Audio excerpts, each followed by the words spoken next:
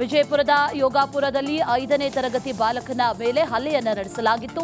ವಾಚ್ಗಾಗಿ 9ನೇ ತರಗತಿ ವಿದ್ಯಾರ್ಥಿಗಳು ಹಲ್ಲೆಯನ್ನ ನಡೆಸಿದ್ದ ಆರೋಪ ಕೇಳಿ ಬಂದಿತ್ತು. ಚಿಕಿತ್ಸೆ ಫಲಕಾರಿಯಾಗದೆ 5ನೇ ತರಗತಿಯಲ್ಲಿ ಓದ್ತಾ ಇದ್ದಂತ ಅನ್ಸ್ ಎಂಬ ಬಾಲಕ 5 ದಿನಗಳ ಹಿಂದೆ ಮೃತಪಟ್ಟಿದ್ದಾನೆ. 5 ದಿನಗಳ ಬಳಿಕ ಮೃತಪಟ್ಟಿದ್ದಾನೆ. ಖಾಸಗಿ ಶಾಲೆಯ ಮುಂದೆ ಬಾಲಕನ ಶವ ಇಟ್ಟು ಕುಟುಂಬಸ್ಥರು ಪ್ರತಿಭಟನೆಯನ್ನ ನಡೆಸಿದ್ದಾರೆ. ಶಾಲಾ ಆಡಳಿತ ಮಂಡಳಿ ನಿರ್ಲಕ್ಷ್ಯಕ್ಕೆ ಸಾವಾಗಿದೆ ಅಂತ ಸ್ಥಳೀಯರು ಆಕ್ರೋಶವನ್ನ ಹೊರಹಾಕಿದ್ದಾರೆ. ಬಂದಿ ಅಲ್ಲಿ ಶಾಲೆ ಕಂಪ್ಲೇಂಟ್ ಕೊಟ್ಟೆ ಶಾಲೆಗೆ ಸರ್ಗಳು ಏನಾಗ ಸತ್ತ ನಿನ್ನ ಮಗ ಕೇಳೋದು ಇವತ್ತು ಶವ ತಂದು ಇಲ್ಲಿ ಇಟ್ಕೊಟ್ಟು ಸತ್ತ ನಿನ್ನ ಕೇಳೋದು ಶಾಲೆಗೆ ಎಲ್ಲ ಮಕ್ಕಳಿಗೆ ಹಿಂಗೆ ಜವಾಬ್ದಾರಿ ಇರ್ತಾವ ಸರ್ಗಳು ಇದೇ ರೀತಿ ಶಾಲೆ ಕಲಿಸ್ತಾರೆ. ಮೃತಪಟ್ಟ ಬಾಲಕ ಹಾಗೂ 9ನೇ ತರಗತಿ ವಿದ್ಯಾರ್ಥಿಗಳ ನಡುವೆ 5 ದಿನಗಳ ಹಿಂದೆ ಕೈ ಗಡಿಯಾರಕ್ಕಾಗಿ ಗಲಾಟೆ ಆಗ್ತಿತ್ತಂತೆ. ಬಾಲಕ ಅನ್ಸ್ ಕೈಯಲ್ಲಿದ್ದ ವಾಚ್ಗಾಗಿ ಮಕ್ಕಳು ಗಲಾಟೆ ಮಾಡಿಕೊಂಡಿದ್ರಂತೆ. ಅನ್ಸ್ನನ್ನ ಥಳಿಸಿ 9ನೇ ತರಗತಿಯ 3 ವಿದ್ಯಾರ್ಥಿಗಳು ವಾಚ್ ಕಿತ್ಕೊಂಡಿದ್ದಾರಂತೆ. ಅಸ್ವಸ್ಥಗೊಂಡಿದ್ದ ಅನ್ಸ್ ಚಿಕಿತ್ಸೆ ಫಲಕಾರಿಯಾಗದೆ ಸಾವನ್ನಪ್ಪಿದ್ದಾನೆ. ಇನ್ನು ಸ್ಥಳಕ್ಕೆ ಡಿವೈಎಸ್ಪಿ ಬಸವರಾಜ ಯಲಿಗಾರ್ ಭೇಟಿ ಕೊಟ್ಟು ಪರಿಶೀಲನೆ ಕೂಡ ನಡೆಸಿದ್ದಾರೆ. ಕುಟುಂಬಸ್ಥರ ಮನವೊಲಿಸಿದ್ದಾರೆ. ಯಾರು ಬಂದು ಜವಾಬ್ದಾರಿ ತಗೋಬೇಕಲ್ಲ, ಏನ್ರ ಹೇಳ್ಬೇಕಲ್ಲ, ಹಿಂಗ ಬಂದು ಹೇಳಪ್ಪ ರೆಡಿ ಇಲ್ಲ ಅವರು ಬಡ್ರ ಅವ್ರು ನೋಡ್ಕೊಂತಿಲಿಕ್ ಬಂದಾರ. ಮಕ್ಕಳಿಗೆ ಬಡ್ರ ಮಕ್ಕಳಿಗೆ ಜೀವನಕ್ಕೆ ಬೆಲೆ ಇಲ್ಲ. ಒಬ್ಬರಲ್ಲಿ ಬಂದು ಇಲ್ಲ ಹಿಂಗ ಸ್ವಲ್ಪ ಮಾತಾಡ್ಬೇಕಲ್ಲ, ಮಾತಾಡಕ್ಕೂ ರೆಡಿ ಇಲ್ಲ ಅವರು. ಅವ್ರು ಬರ್ಬೇಕ್ರಿ ಇಲ್ಲಿ ಬಂದ್ ಎಲ್ಲಾ ಮಕ್ಕಳು ಜವಾಬ್ದಾರಿ ತಗೋಬೇಕು. ಅವ್ರ ಏನೋ ಹುಡುಗರು ಹೊಡೆದಾಡಿ ಜಗಳ ಕಾಯಿ ಹೊಡೆದಾರು, ಅದು ಅಡ್ಮಿಟ್ ಏನಾಗಿತ್ತ ಇವತ್ತು ಡೆತ್ ಆಗೈತ್ರಿ. ಅವ್ರು ಬಂದು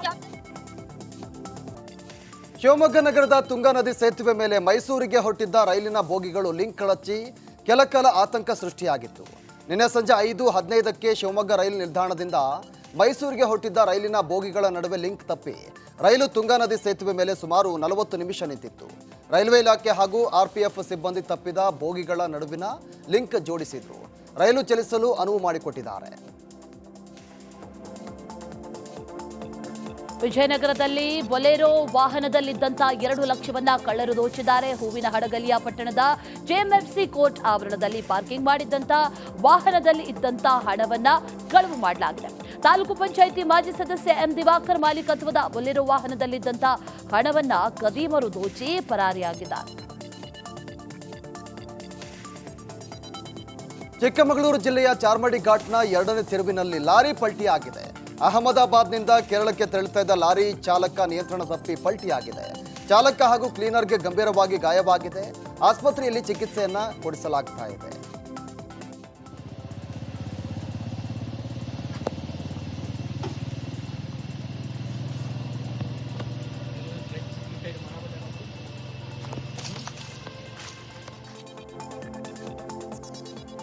ಯಾದಗಿರಿಯಲ್ಲಿ ಸಕಾಲಕ್ಕೆ ಗೊಬ್ಬರ ಸಿಗದೆ ರೈತರು ಪರದಾಡ್ತಿದ್ದಾರೆ. ಯೂರಿಯಾ, ಡಿಎಪಿ ಗೊಬ್ಬರಕ್ಕಾಗಿ ಅಂಗಡಿಗಳ ಮುಂದೆ ಕ್ಯೂ ನಿಲ್ತಿದ್ದಾರೆ.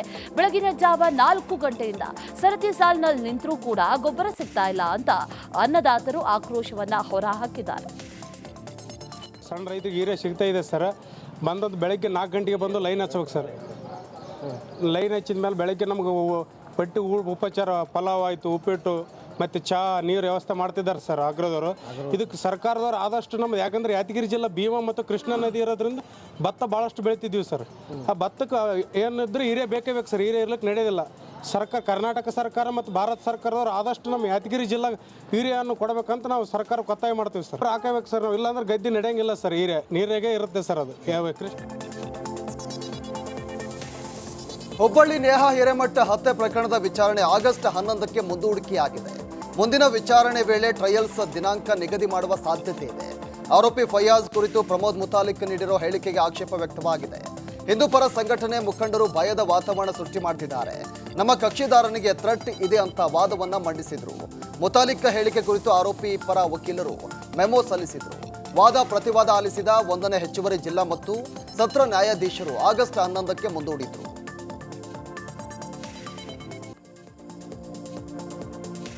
ಧರ್ಮಸ್ಥಳ ಕ್ಷೇತ್ರದ ವಿರುದ್ಧ ಕೆಲವರು ಅಪಪ್ರಚಾರ ಮಾಡ್ತಾ ಇದ್ದಾರೆ ಅಂತ ಸ್ಥಳೀಯರು ಕಿಡಿಕಾರಿದ್ದಾರೆ. ತಾಳ್ಮೆಗೂ ಒಂದು ಮಿತಿ ಇದೆ. ಎಸ್ಐಟಿ ತನಿಖೆ ನಿಷ್ಪಕ್ಷಪಾತವಾಗಿ ನಡೆಯಲಿ, ಯಾವುದೇ ತನಿಖೆ ಆಗಲಿ ಸತ್ಯ ಹೊರಗೆ ಬರಲಿ ಅಂತ ಸ್ಥಳೀಯರು ಆಗ್ರಹಿಸಿದ್ದಾರೆ. ಬರೀ ಕ್ಷೇತ್ರದವರಿಗೆ ಮಾತ್ರ ನಾವುಗಳು ಮಾತ್ರವಾ ಅಂದ್ರೆ ತಾಳ್ಮೆಗೂ ಒಂದು ಮಿತಿ ಇದೆ. ಕಾದು ಕಾದು ಕಾದು ಕಾದು ಇವತ್ತು ಬೇಕು ಅಂತ ಸ್ಫೋಟಗೊಳ್ಳಿಲ್ಲ, ಬೇಕು ಅಂತ ಭಾವನೆ ಇಲ್ಲ. ನಾವು ಪ್ರಾರಂಭದ ದಿನದಿಂದಲೂ ಹೇಳ್ತೇವೆ SIT ತನಿಖೆಯನ್ನು ಬಹಳ ನಮ್ಮ ಕ್ಷೇತ್ರದ ವಕ್ತಾರರು ಬಹಳ ಗೌರವವಾಗಿ ಹೇಳಿದ್ದಾರೆ. SIT ತನಿಖೆಯನ್ನು ಬಹಳ ಗೌರವವಾಗಿ ನಾವು ಸ್ವಾಗತಿಸಿದ್ದೇವೆ, ಸಹಕರಿಸ್ತೇವೆ. ಏನೇನು ತನಿಖೆಗಳಾಗಬೇಕು ಆ ತನಿಖೆಗಳು ಸಂಪೂರ್ಣ ಆಗಲಿ, ಅದಕ್ಕೆ ಸಹಕಾರ ಎಲ್ಲಿಯೂ ಚೂರು ಚಾಚು ತಪ್ಪದೆ ಧರ್ಮಸ್ಥಳದಲ್ಲಿ ನಡೆದ ಗಲಾಟೆ ಬಗ್ಗೆ ಮಾಹಿತಿ ಬಂದಿಲ್ಲ ಅಂತ ಬೆಂಗಳೂರಲ್ಲಿ DCM DK ಶಿವಕುಮಾರ್ ಹೇಳಿಕೆಯನ್ನು ಕೊಟ್ಟಿದ್ದಾರೆ. ಬೆಂಗಳೂರಲ್ಲಿ ಮಾತನಾಡಿದ ಅವರು ಎಲ್ಲ ಗೃಹ ಸಚಿವ ಪರಮೇಶ್ವರ್ ಮ್ಯಾನೇಜ್ ಮಾಡ್ತಾರೆ ಅಂತ ಹೇಳಿದರು.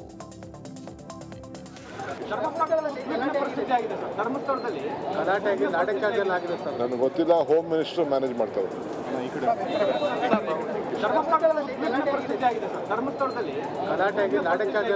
ನನಗೆ ಗೊತ್ತಿಲ್ಲ, ಹೋಮ್ ಮಿನಿಸ್ಟರ್ ಮ್ಯಾನೇಜ್ ಮಾಡ್ತಾರೆ. ಧರ್ಮಸ್ಥಳದಲ್ಲಿ 13ನೇ ಪಾಯಿಂಟ್ SIT ತನಿಖಾಧಿಕಾರಿಗಳಿಗೆ ಕಗ್ಗಂಟಾಗಿದೆ. ಇವತ್ತು 13ನೇ ಸ್ಥಳದಲ್ಲಿ ಶೋಧ ನಡೆಸೋ ಸಾಧ್ಯತೆ ಇದೆ. ಕಾರ್ಯಾಚರಣೆಗೆ ತನಿಖಾಧಿಕಾರಿಗಳು ಎಲ್ಲಾ ರೀತಿಯ ಸಿದ್ಧತೆಗಳನ್ನು ಮಾಡಿಕೊಂಡಿದ್ದಾರೆ. ಯಾವುದೇ ಯಂತ್ರ JCB ಬಳಸದೆ ಬರೀ ಕಾರ್ಮಿಕರನ್ನ ಬಳಸಿಕೊಂಡು ಶೋಧ ನಡೆಸುವುದಕ್ಕೆ ತೀರ್ಮಾನಿಸಿದ್ದಾರೆ. ಧರ್ಮಸ್ಥಳ ಗ್ರಾಮ ಪಂಚಾಯಿತಿ, ನೀರಾವರಿ ಇಲಾಖೆ, ಮೆಸ್ಕಾಂ ಇಲಾಖೆ ಜೊತೆ ಈಗಾಗಲೇ ಮಾತುಕತೆಯನ್ನ ಕೂಡ ನಡೆಸಲಾಗಿದೆ. ಡ್ಯಾಂ ಪಕ್ಕದಲ್ಲಿ ಹೇಗೆ ಅಗಿಬೇಕು ಅನ್ನೋದರ ಬಗ್ಗೆ ತಜ್ಞರ ಅಭಿಪ್ರಾಯವನ್ನ ಸಂಗ್ರಹ ಮಾಡಲಾಗಿದೆ. ನಾಳೆ ಕಾಂಗ್ರೆಸ್ ನಾಯಕ ರಾಹುಲ್ ಗಾಂಧಿ ರಾಜ್ಯಕ್ಕೆ ಆಗಮಿಸಲಿದ್ದಾರೆ. ಕರ್ನಾಟಕ ಲೋಕಸಭೆ ಚುನಾವಣೆಯಲ್ಲಿ ಅಕ್ರಮವಾಗಿದೆ ಅಂತ ಆರೋಪಿಸಿ ಫ್ರೀಡಂ ಪಾರ್ಕ್ನಲ್ಲಿ ಬೃಹತ್ ಹೋರಾಟವನ್ನು ಹಮ್ಮಿಕೊಳ್ಳಲಾಗಿದೆ. ಈ ಹಿನ್ನೆಲೆ ಕೆಪಿಸಿಸಿ ಕಚೇರಿಯಲ್ಲಿ ನಿನ್ನೆ ಪೂರ್ವ ಸಿದ್ಧತಾ ಸಭೆ ನಡೆಸಲಾಯಿತು. CM Siddaramaiah, DCM DK Shivakumar, ಕಾಂಗ್ರೆಸ್ನ ಉಸ್ತುವಾರಿ ಸುರ್ಜೇವಾಲಾ ಸೇರಿದಂತೆ ನಾಯಕರು ಭಾಗಿಯಾಗಿದ್ದರು. ನಾಳೆ ರಾಹುಲ್ ಗಾಂಧಿ ನೇತೃತ್ವದಲ್ಲಿ ಓಟ್ ಅಧಿಕಾರ ರ್ಯಾಲಿ ಮಾಡಲಿದ್ದೇವೆ ಅಂತ ಕಾಂಗ್ರೆಸ್ನ ರಾಜ್ಯ ಉಸ್ತುವಾರಿ ರಣದೀಪ್ ಸಿಂಗ್ ಸುರ್ಜೇವಾಲಾ ಹೇಳಿದ್ದಾರೆ. ಕೆಪಿಸಿಸಿ ಕಚೇರಿಯಲ್ಲಿ ನಡೆದಂತಹ ಸಭೆಯ ಬಳಿಕ ಮಾತನಾಡಿದ್ದಾರೆ. ರಾಹುಲ್ ಗಾಂಧಿ ಹಾಗೂ ಖರ್ಗೆ ನೇತೃತ್ವದಲ್ಲಿ ಫ್ರೀಡಂ ಪಾರ್ಕ್ನಲ್ಲಿ ರ್ಯಾಲಿ ನಡೆಯಲಿದೆ. ಚುನಾವಣಾ ಆಯೋಗದ ಕ್ರಮವನ್ನ ಪ್ರಶ್ನೆ ಮಾಡಲಿದ್ದೇವೆ ಅಂತ ಹೇಳಿದ್ದಾರೆ. ಓಟ್ ಅಧಿಕಾರ rally will be addressed by leader of opposition Lok Sabha Shri Rahul Gandhi and leader of opposition Rajya Sabha and AICC President Shri Mallikarjun Kharge at the historical Freedom Park on 8th of August at 11 a.m. sharp. ಐತಿಹಾಸಿಕ ಸ್ಥಳವಾದ freedom ಪಾರ್ಕ್ನಲ್ಲಿ ನಾಳೆ ಹೋರಾಟ ಮಾಡ್ತೇವೆ ಅಂತ DCM DK Shivakumar ಹೇಳಿದರು. ಸಭೆ ಬಳಿಕ ಮಾತನಾಡಿದ DCM, ರಾಹುಲ್ ಗಾಂಧಿ ಪ್ರತಿಭಟನೆಗೆ ವೋಟ್ ಅಧಿಕಾರ ರ್ಯಾಲಿ ಅಂತ ನಾಮಕರಣ ಮಾಡಿದ್ದು, ಕೋರ್ಟ್ ಆದೇಶ ಪಾಲನೆಯ ಪ್ರಕಾರ ಪ್ರತಿಭಟನೆ ಮಾಡ್ತೇವೆ ಅಂತ ಹೇಳಿದರು. ಫ್ರೀಡಂ ಪಾರ್ಕ್ ಅದೊಂದು ಐತಿಹಾಸಿಕವಾದಂಥ ಜಾಗ. ಐತಿಹಾಸಿಕ ಜಾಗದಲ್ಲೇ ನಾವು ಈ ಪ್ರತಿಭಟನೆ ಮಾಡಬೇಕು, ಕೋರ್ಟ್ ಆದೇಶ ಪಾಲನೆ ಮಾಡಬೇಕು. ಕೋರ್ಟ್ಗೆ ಫ್ರೀಡಂ ಪಾರ್ಕ್ ಅದೊಂದು ಐತಿಹಾಸಿಕವಾದಂಥ ಜಾಗ. ಐತಿಹಾಸಿಕ ಜಾಗದಲ್ಲೇ ನಾವು ಈ ಪ್ರತಿಭಟನೆ ಮಾಡಬೇಕು, ಕೋರ್ಟ್ ಆದೇಶ ಪಾಲನೆ ಮಾಡಬೇಕು. ರಾಹುಲ್ ಗಾಂಧಿ ರ್ಯಾಲಿಗೆ ಪ್ರತಿ ವಿಧಾನಸಭಾ ಕ್ಷೇತ್ರದಿಂದ ಜನರನ್ನ ಕರೆದುಕೊಂಡು ಬರೋದಕ್ಕೆ ಹೇಳಿದ್ದೇನೆ ಅಂತ DCM DK ಶಿವಕುಮಾರ್ ಹೇಳಿದ್ದಾರೆ. ಮತದಾನದ ಹಕ್ಕು ಕಾಪಾಡಿಕೊಳ್ಳೋದಕ್ಕೆ ಹೋರಾಟ ಮಾಡ್ತಾ ಇದ್ದೇವೆ. ದಾಖಲೆಗಳನ್ನ ಬಿಡುಗಡೆ ಬಗ್ಗೆ ರಾಹುಲ್ ಗಾಂಧಿ ಏನ್ ಮಾಡ್ತಾರೆ ನೀವೇ ನೋಡಿ ಅಂತ ಹೇಳಿದ್ದಾರೆ. 1000 ಜನ ಕರ್ಕೊಬನ್ನಿ ಅಂತ ಹೇಳ್ತಾ ಇಲ್ಲ. ಅಟ್ಲೀಸ್ಟ್ ಪ್ರತಿಯೊಂದು ಅಸೆಂಬ್ಲಿ ಕ್ಷೇತ್ರದಿಂದ ಈ ಬೆಂಗಳೂರು ಸುತ್ತಮುತ್ತಲು ಬಿಟ್ಟು ಕನಿಷ್ಠ ಒಂದು 50 ಜನ ಲೀಡರ್ಸ್ ಅವರು ಬರಬೇಕು ಅನ್ನೋದು ಕೂಡ ನಾನು ಮಾರ್ಗದರ್ಶನವನ್ನು ಅವರಿಗೆಲ್ಲ ಕೊಟ್ಟಿದ್ದೇವೆ.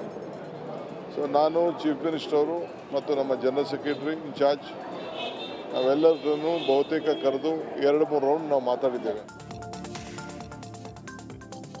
ನಾಳೆ ರಾಜ್ಯಕ್ಕೆ ರಾಹುಲ್ ಗಾಂಧಿ ಬರ್ತಿದ್ದಾರೆ ಅಂತ ಸಾರಿಗೆ ಸಚಿವ ರಾಮಲಿಂಗಾರೆಡ್ಡಿ ಹೇಳಿದರು. ಮಹಾರಾಷ್ಟ್ರ ಚುನಾವಣೆಯಲ್ಲಿ ಲೋಪದೋಷವಾಗಿದೆ, ಚುನಾವಣಾ ಆಯೋಗದಿಂದ ಲೋಪ ಆಗ್ತಾ ಇದೆ, ರ್ಯಾಲಿ ಮೂಲಕ ಜನರ ಗಮನ ಸೆಳೆಯಲು ಹೊರಟಿದ್ದೇವೆ ಅಂತ ಹೇಳಿದರು. ಕೇಂದ್ರ ಸರ್ಕಾರ ಹೇಳಿದಂತೆ ಚುನಾವಣಾ ಆಯೋಗ ಕೇಳ್ತಾ ಇದೆ ಅಂತ ಆರೋಪವನ್ನು ಮಾಡಿದರು. ಗಾಂಧಿ ಅವರು ಬರ್ತಾ ಇದ್ದಾರೆ. ಇದು 2000ದ ವಿಶೇಷವಾಗಿ 23ರ ಪಾರ್ಲಿಮೆಂಟ್ ಚುನಾವಣೆಯಲ್ಲಿ, ಅದಾದ ನಂತರ ಅಸೆಂಬ್ಲಿ ಚುನಾವಣೆಗಳು ಮಹಾರಾಷ್ಟ್ರ ಇಲ್ಲೆಲ್ಲ ಕೂಡ ಸಾಕಷ್ಟು ಲೋಪದೋಷಗಳು ಚುನಾವಣಾ ಕಮಿಷನಿಂದ ಆಗ್ತಾ ಇದೆ. ಅದಕ್ಕೆ ಜನರ ಒಂದು ಗಮನವನ್ನು ಸೆಳೆಯೋದಕ್ಕೆ ರಾಹುಲ್ ಗಾಂಧಿ ಅವರು ಬರ್ತಾ ಇದ್ದಾರೆ. ಇದು 2000ದ ವಿಶೇಷವಾಗಿ 23ರ ಪಾರ್ಲಿಮೆಂಟ್ ಚುನಾವಣೆಯಲ್ಲಿ ಅದಾದ ನಂತರ ಡಾಕ್ಟರ್ ಜಿ ಪರಮೇಶ್ವರ್ ಸಿಎಂ ಆಗಬೇಕು ಅಂತ ವನಕಲ್ಲು ಮಠದ ಬಸವರಾಮಾನಂದ ಸ್ವಾಮೀಜಿ ಹಾಗೂ ತಿಪ್ಟೂರು ಷಡಕ್ಷರಿ ಮಠದ ರುದ್ರಮುನಿ ಸ್ವಾಮೀಜಿ ಅಭಿಪ್ರಾಯವನ್ನು ವ್ಯಕ್ತಪಡಿಸಿದ್ದಾರೆ. ಹಿಂದೆ ಪರಮೇಶ್ವರಿಗೆ ಸ್ವಲ್ಪದರಲ್ಲೇ ಸಿಎಂ ಸ್ಥಾನ ಕೈತಪ್ಪಿತ್ತು, ಅದು ಯಾರು ತಪ್ಪಿಸಿದ್ರು ಅನ್ನೋದು ಗೊತ್ತು ಅಂತ ಹೇಳಿದ್ದಾರೆ. ಕಳೆದ ಸಾರಿ ಶ್ರೀ ಪರಮೇಶ್ವರ್ ಅವರು ರಾಜ್ಯಾಧ್ಯಕ್ಷರಾದಂಥ ಸಮಯದಲ್ಲಿ ಅವರು ಮುಖ್ಯಮಂತ್ರಿಗಳಾಗುವಂಥ ಕಾಲ ಇತ್ತು. ಆ ಕಾಲದಲ್ಲಿ ಅದು ತಪ್ಪೋಯ್ತು. ಅದು ಕಾರಣಾಂತರಗಳು ಬೇಡ. ಬಟ್ ವಿಚಾರಧಾರೆ ಏನಂತಂದ್ರೆ ಅವ್ರು ಈಗ ನಮ್ಮ ತುಮಕೂರು ಜಿಲ್ಲೆ, ಯಾಕಂದ್ರೆ ಉದಾಹರಣೆಗಳನ್ನು ನಾವು ಕೊಟ್ಕೊಂಡು ಬಂದಿದ್ದೀವಿ. ಈಗ ಏನಂತಂದ್ರೆ, ಒಂದು ಯಡಿಯೂರಪ್ಪನವ್ರು ಮುಖ್ಯಮಂತ್ರಿ ಆದಾಗ ಆ ಕ್ಷೇತ್ರ ಹೇಗಾಯ್ತು, ಒಂದು ಮೈಸೂರು ಜಿಲ್ಲೆಗೆ ಒಬ್ಬ ಮುಖ್ಯಮಂತ್ರಿ ಆದಂಥ ಸಮಯದಲ್ಲಿ ಸಿದ್ದರಾಮಯ್ಯನವರು ಆ ಕ್ಷೇತ್ರ ಏನಾಯ್ತು, ತದನಂತರ ಹಾವೇರಿ ಜಿಲ್ಲೆಗೆ ಬೊಮ್ಮಾಯಿರಾದಾಗ ಏನಾಯ್ತು. ಕಳೆದ ಸಾರಿ ಶ್ರೀ ಪರಮೇಶ್ವರ್ ಅವರು ಒಳ ಮೀಸಲಾತಿ ವರದಿ ಅಂಗೀಕಾರಕ್ಕೆ ಬೋವಿ ಗುರುಪೀಠದ ಸ್ವಾಮೀಜಿ ವಿರೋಧವನ್ನು ವ್ಯಕ್ತಪಡಿಸಿದ್ದಾರೆ. ಬಾಗಲಕೋಟೆಯಲ್ಲಿ ಮಾತನಾಡಿದ ಇಮ್ಮಡಿ ಸಿದ್ದರಾಮೇಶ್ವರ ಸ್ವಾಮೀಜಿ, ಸಿದ್ದರಾಮಯ್ಯ ಸರ್ಕಾರ ತರಾತುರಿಯಲ್ಲಿ ಯಾವುದೇ ನಿರ್ಣಯ ಕೈಗೊಳ್ಳಬಾರದು ಅಂತ ಒತ್ತಾಯ ಮಾಡಿದ್ದಾರೆ. ಎಲ್ಲರೊಂದಿಗೆ ಚರ್ಚಿಸಿ ನಿರ್ಣಯ ಕೈಗೊಳ್ಳಬೇಕು ಅಂತ ಮನವಿಯನ್ನ ಮಾಡಿದ್ದಾರೆ. ಸದಾಶಿವ ನಾಗಮೋಹನ್ ದಾಸ್ ಅವರ ಸದಾಶಿವ ಆಯೋಗದ ವರದಿಯನ್ನು ರದ್ದುಗೊಳಿಸಿ ಒಳ ಮೀಸಲಾತಿ ಅನ್ನುವಂಥದ್ದನ್ನು ಮಾಧುಸ್ವಾಮಿಯವರ ನೇತೃತ್ವದಲ್ಲಿ ಜಾರಿಗೆ ಸರ್ಕಾರ ತಂದಿರುವಂತಹದ್ದು, ಅರ್ಥಾತ್ ಅದನ್ನು ನಮೂದಿಸಿರುವಂತಹದ್ದು. ನಾಗಮೋಹನ್ ದಾಸ್ ವರದಿ ಪ್ರತಿಗಳನ್ನು ಸಾರ್ವಜನಿಕರಿಗೆ ಸರ್ಕಾರ ವಿತರಿಸಬೇಕು ಅಂತ ಇಮ್ಮಡಿ ಸಿದ್ದರಾಮೇಶ್ವರ ಸ್ವಾಮೀಜಿ ಆಗ್ರಹಿಸಿದ್ದಾರೆ. 1,08,00,000 ಪರಿಶಿಷ್ಟ ಜಾತಿಗಳ ಹಣೆ ಬರಹ ಅದೇ ಸಮುದಾಯದ ಜನರೇ ಓದಬೇಕು. ಗದ್ದಲ, ಗಲಾಟೆ, ಚಪ್ಪಾಳೆ, ಕೈಸನ್ನೆ ಮೂಲಕ ಸದನದಲ್ಲಿ ಅಂಗೀಕಾರ ಮಾಡಬಾರದು. ಆಯಾ ಸಮುದಾಯದ ಜನರ ಅಭಿಪ್ರಾಯವನ್ನ ಸಂಗ್ರಹಿಸಿ ಆ ನಂತರ ಅಂಗೀಕಾರ ಮಾಡಬೇಕು ಅಂತ ಒತ್ತಾಯಿಸಿದ್ದಾರೆ. ವಿಚಾರ, ಬೋವಿ, ಬಂಜಾರ, ಕೊರಮ, ಕೊರಚ ಸಮುದಾಯಗಳು 5% ಜನಸಂಖ್ಯೆ ಇದೆ ಅನ್ನುವಂತಹದ್ದು. 5% ಜನಸಂಖ್ಯೆ ಇದೆ ಅನ್ನೋದಾದ್ರೆ ಕೊಟ್ಟಿರುವಂತಹ ಮೀಸಲಾತಿಯ ಪ್ರಮಾಣ ಖಂಡಿತವಾಗ್ಲೂ ಕೂಡ ಇದು ಈ ಸಮುದಾಯಗಳಿಗೆ ಅನ್ಯಾಯ ಆಗುತ್ತೆ. ಈ ಸಮುದಾಯಗಳಿಗೆ ಲೋಪದೋಷಗಳನ್ನು ಕೂಡಿರುವಂತಹ ವರದಿ ಆಗುತ್ತೆ.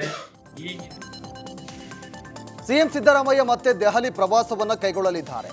ರಾಹುಲ್ ಗಾಂಧಿ ಔತಣಕೂಟದಲ್ಲಿ ಸಿಎಂ ಭಾಗಿಯಾಗಲಿದ್ದಾರೆ. ಇಂಡಿಯಾ ಒಕ್ಕೂಟದ ನಾಯಕರಿಗೆ ರಾಹುಲ್ ಗಾಂಧಿ ಔತಣಕೂಟ ಏರ್ಪಡಿಸಿದ್ದಾರೆ. ಔತಣಕೂಟಕ್ಕೆ ಸಿಎಂ ಸಿದ್ದರಾಮಯ್ಯಗೆ ರಾಹುಲ್ ಗಾಂಧಿ ಆಹ್ವಾನ ನೀಡಿದ್ದಾರೆ. ಔತಣಕೂಟ ಮುಗಿಸಿ ರಾತ್ರಿಯೇ ಬೆಂಗಳೂರಿಗೆ ಸಿಎಂ ವಾಪಸ್ ಆಗಲಿದ್ದಾರೆ. ರಾಷ್ಟ್ರೀಯ ರಾಜಕಾರಣದತ್ತ ಸಿಎಂ ಸಿದ್ದರಾಮಯ್ಯ ಅವರ ಚಿತ್ತ ನೆಟ್ಟಿದ್ಯಾ ಅನ್ನುವಂಥ ಚರ್ಚೆ ಶುರುವಾಗಿದೆ. ಇತ್ತೀಚೆಗೆ ದೆಹಲಿಯಲ್ಲಿ ನಡೀತಾ ಇರುವಂತಹ ಕಾರ್ಯಕ್ರಮಗಳಲ್ಲಿ ಹೆಚ್ಚೆಚ್ಚು ಭಾಗಿಯಾಗ್ತಿದ್ದಾರೆ. ಕಳೆದ 1.5 ತಿಂಗಳಿಂದ ಸಿಎಂ ಹೆಚ್ಚಾಗಿ ದೆಹಲಿ ಪ್ರವಾಸವನ್ನ ಕೈಗೊಳ್ತಾ ಇದ್ದಾರೆ. ಇಂಡಿಯಾ ಒಕ್ಕೂಟದ ನಾಯಕರ ಔತಣಕೂಟಕ್ಕೆ ಸಿಎಂಗೆ ಮಾತ್ರ ರಾಹುಲ್ ಗಾಂಧಿ ಆಹ್ವಾನವನ್ನ ನೀಡಿದ್ದಾರೆ. ಒಂದೇ ತಿಂಗಳ ಅಂತರದಲ್ಲಿ ಇದು 3ನೇ ಕಾರ್ಯಕ್ರಮ. ಸಿದ್ದರಾಮಯ್ಯನವರ ಅನುಭವವನ್ನ ರಾಹುಲ್ ಗಾಂಧಿ ಹೆಚ್ಚು ಬಳಕೆ ಮಾಡಿಕೊಳ್ತಿದ್ದಾರೆ ಅಂತ ಹೇಳಲಾಗ್ತಿದೆ. ಶಿವಮೊಗ್ಗ ನಗರದ ತುಂಗಾ ನದಿ ಸೇತುವೆ ಮೇಲೆ ಮೈಸೂರಿಗೆ ಹೊರಟಿದ್ದ ರೈಲಿನ ಬೋಗಿಗಳು ಲಿಂಕ್ ಕಳಚಿ ಕೆಲಕಾಲ ಆತಂಕ ಸೃಷ್ಟಿಯಾಗಿತ್ತು. ನಿನ್ನೆ ಸಂಜೆ 5:15ಕ್ಕೆ ಶಿವಮೊಗ್ಗ ರೈಲು ನಿಲ್ದಾಣದಿಂದ ಮೈಸೂರಿಗೆ ಹೊರಟಿದ್ದ ರೈಲಿನ ಬೋಗಿಗಳ ನಡುವೆ ಲಿಂಕ್ ತಪ್ಪಿ ರೈಲು ತುಂಗಾ ನದಿ ಸೇತುವೆ ಮೇಲೆ ಸುಮಾರು 40 ನಿಮಿಷ ನಿಂತಿತ್ತು. ರೈಲ್ವೆ ಇಲಾಖೆ ಹಾಗೂ ಆರ್ಪಿಎಫ್ ಸಿಬ್ಬಂದಿ ತಪ್ಪಿದ ಬೋಗಿಗಳ ನಡುವಿನ ಲಿಂಕ್ ಜೋಡಿಸಿದ್ರು. ರೈಲು ಚಲಿಸಲು ಅನುವು ಮಾಡಿಕೊಟ್ಟಿದ್ದಾರೆ. ಕಾರ್ಕಳ ಪರಶುರಾಮ ಥೀಮ್ ಪಾರ್ಕ್ ವಿವಾದ ಮುನ್ನೆಲೆಗೆ ಬಂದಿದೆ. ಅಸಲಿ ಕಂಚಿನ ಮೂರ್ತಿ ನಿರ್ಮಾಣ ಮಾಡುವಂತೆ ಕಾಂಗ್ರೆಸ್ ನಾಯಕರು ಬೊಬ್ಬೆ ಹೊಡೆದಿದ್ರು. ಇತ್ತ ಕಾರ್ಕಳ ಬಿಜೆಪಿ ನಾಯಕರು ಕೂಡ ಪರಶುರಾಮ ಥೀಮ್ ಪಾರ್ಕ್ ಕಾಮಗಾರಿ ಆರಂಭಿಸುವಂತೆ ಒತ್ತಾಯಿಸಿ ಬೃಹತ್ ವಾಹನ ಜಾಥಾ ಕೂಡ ನಡೆಸಿದ್ದಾರೆ. ಪರಶುರಾಮ ಥೀಮ್ ಪಾರ್ಕ್ ವಿವಾದವನ್ನ ರಾಜಕೀಯ ಪಕ್ಷಗಳು ದಾಳ ಮಾಡಿಕೊಂಡಿದೆ ಅಂತ ಹೇಳಿದ್ದಾರೆ. ವರ್ಷಗಳಿಂದ ಕಾರ್ಕಳ ಪರಶುರಾಮ ಥೀಮ್ ಪಾರ್ಕ್ ಏನದು ಅದರ ಅಲೈನ್ಮೆಂಟ್ ಚೇಂಜ್ ಮಾಡಲಿಕ್ಕೆ ರಾಜ್ಯ ಆಡಳಿತದ ಮುಖೇನ ಅದನ್ನು ಅಲೈನ್ಮೆಂಟ್ ಚೇಂಜ್ ಮಾಡಲಿಕ್ಕೆ ಅಂತ ಅಲ್ಲಿನ ನಿರ್ಮಿತಿ ಕೇಂದ್ರ ಮುಖಾಂತರ ಅವ್ರು ಕೆಲಸವನ್ನು ಪ್ರಾರಂಭ ಮಾಡಿಸಿದರು. ಆಗ ಇಡೀ ಕಾರ್ಕಳದವರು ಅದನ್ನು ಅಲ್ಲಿ ಕಳಪೆ ಕಾಮಗಾರಿ ಅಂತ ಹೇಳುವಂಥದ್ದು, ಅದು ಫೈಬರಿಂದ ಮಾಡಿದಂಥ ಒಂದು ಆರೋಪವನ್ನು ಹುಟ್ಟುಹಾಕಿದರು. ಮಡಿಕೇರಿಯ ರಾಜಾ ಸೀಟ್ನಲ್ಲಿ ಗ್ಲಾಸ್ ಬ್ರಿಡ್ಜ್ ನಿರ್ಮಾಣಕ್ಕೆ ಸರ್ಕಾರ ಮುಂದಾಗಿದೆ. ಈ ಯೋಜನೆಗೆ ಬಿಜೆಪಿ ನಾಯಕರು ತೀವ್ರವಾಗಿ ವಿರೋಧವನ್ನು ವ್ಯಕ್ತಪಡಿಸಿದ್ದಾರೆ. 2018ರಲ್ಲಿ ರಾಜ್ ಸೀಟ್ ಬಳಿ ಭೂಕುಸಿತವಾಗಿತ್ತು. ಮಡಿಕೇರಿ ನಗರಸಭೆ ಅನುಮತಿ ಪಡೆಯದೆ ಟೆಂಡರ್ ಕರೆದಿರೋ ಆರೋಪ ಕೇಳಿಬಂದಿದೆ. ನಗರಸಭೆಯ ವಿಶೇಷ ಸಭೆಯಲ್ಲಿ ಆಡಳಿತ ಪಕ್ಷ ವಿಪಕ್ಷದ ನಡುವೆ ಕೋಲಾಹಲವೇ ಆಗಿದೆ. ಈ ಯೋಜನೆಗೆ ಮಡಿಕೇರಿ ಜನರು ವಿರೋಧವನ್ನು ವ್ಯಕ್ತಪಡಿಸ್ತಾ ಇದ್ದಾರೆ. ಮಂಡ್ಯ ಜಿಲ್ಲೆಯಲ್ಲಿ ವರುಣ ಅಬ್ಬರಿಸಿ ಬೊಬ್ಬಿರಿತಾ ಇದ್ದಾನೆ. ಧಾರಾಕಾರ ಮಳೆಯಿಂದ ತಗ್ಗು ಪ್ರದೇಶಗಳಿಗೆ ನೀರು ನುಗ್ಗಿದೆ. ನಾಗಮಂಗಲದ ಸುಭಾಷ್ ನಗರದ 1ನೇ ಕ್ರಾಸ್ನಲ್ಲಿ 10 ಮನೆಗಳಿಗೆ ಮಳೆ ನೀರು ನುಗ್ಗಿದೆ. ಜನ ಪರದಾಡ್ತಿದ್ದಾರೆ. ಬಾಗಲಕೋಟೆಯಲ್ಲೂ ವರ್ಣನ ಆರ್ಭಟ ಮುಂದುವರೆದಿದೆ. ಜಮಖಂಡಿ ತಾಲೂಕಿನ ಅಡಿಹುಡಿ ಗ್ರಾಮದಲ್ಲಿ ಸಾಲು ಅವಾಂತರ ಸೃಷ್ಟಿಯಾಗಿದೆ. ರಸ್ತೆಗಳು ಹಾಳಾಗಿವೆ, ಸೇತುವೆ ಮಾಡಿ ಅಂದ್ರೆ ಜನಪ್ರತಿನಿಧಿಗಳು ಕ್ಯಾರೆ ಅಂತ ಇಲ್ಲ. ಹೀಗಂತ ಗ್ರಾಮಸ್ಥರು ಆಕ್ರೋಶವನ್ನು ಹೊರಹಾಕಿದ್ದಾರೆ.